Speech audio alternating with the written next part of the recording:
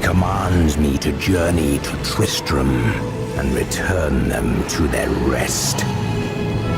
For if the cycle is not upheld, it would mean the end of all things. Nephilims, welcome back to the best dungeon grinding this side of Sanctuary. Blizzard hasn't forgotten about us loot hunters, some of whom purchased this game over 5 years ago. Yes, it's been that long. They've given us some paid DLC to tempt us back into the fold and to encourage us to reinstall the game that strained our relationships and impacted our sleep. So the question is whether Diablo 3's Rise of the Necromancer is worth the $15 asking price, or should you just go back to playing Grim Dawn instead? I opted to put a solo Necromancer through the campaign and a few rifts so that I could analyze the unique skill set this corpse manipulating character brings to Sanctuary. So let's start at the most obvious difference between the Necromancer and the other characters, aside from some rocking bleached white hair. The Necromancer's skill set is a joy to behold in all of its fully unlocked glory. I tried multiple builds after hitting 70. What I was so pleased to discover was that the skill tree allows for several types of playstyles. There's even an option for the player that likes to hop into the middle of a mob and turn his body into his own personal nuke. Obviously, the Necromancer can control hordes of undead, including all flavors of golems, kiting mobs with pets, using powerful ranged abilities, setting off chain reactions of exploding corpses, and controlling ghosts to deliver singular devastating attacks on elites are all viable and satisfying options.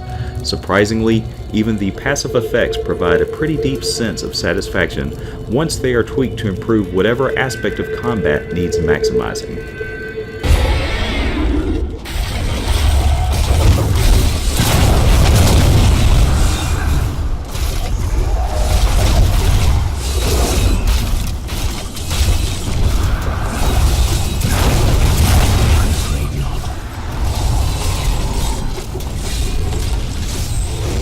Playing as the Necromancer gives a raw sense of power over my enemies that I haven't felt in a dungeon crawler in some time, and this leads to a pretty high fun factor.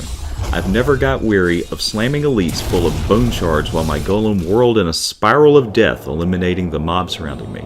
I felt like Mortimer, as I named my good bone boy, had an unfair advantage over the demonic hordes that attempted to swarm him. So playing the Necromancer is an absolute blast, but now let's talk about content. The patch itself is overlaid over existing content, so how do you review a patch? I looked at the patch as standalone content to be played across the backdrop that is Diablo 3, sort of like an old Disney movie in which the characters interact on a static background. This is the lens through which I review the Necromancer patch.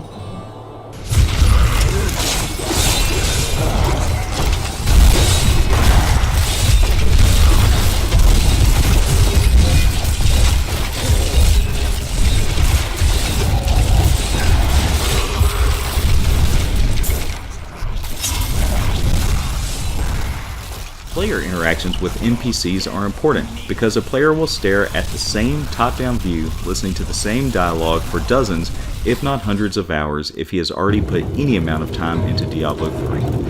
NPC interactions were refreshed with the Necromancer in mind. And the set gear. Oh man, the set gear. The Grace of Inarius armor looks incredible. All 4 gear sets have their own traits and abilities with a fantastic style applied to each, whether the player opts to dive in as a female or a male. Much to what I'm sure is to the relief of thousands of players, the female set gear is not over-sexualized. Both female and male styles will keep a player wanting to grind out that last extra hour before going to sleep in hopes of picking up an additional piece. The spell effects are tremendous, whether Mortimer is launching specters across the battlefield to do colossal damage, or he is starting a chain reaction of exploding corpses around himself. The animations remain top-notch. I never noticed a single drop in frame rate no matter how many dozens of denizens and effects were leaping and flashing across the screen. Sound effects are exactly what you'd expect from a Diablo 3 game, which means the atmospheric music and the gushy sound of bodies being ripped to shreds are about as good as they can be. So, for a quick recap, gameplay, fun factor, graphics, and sound are all excellent. The patch revitalizes an aging game with exciting new content that encourages you to blow off the dust from Diablo 3 and dive into a game that you've already sunk hundreds of hours into over the course of several years. Great job, Blizzard.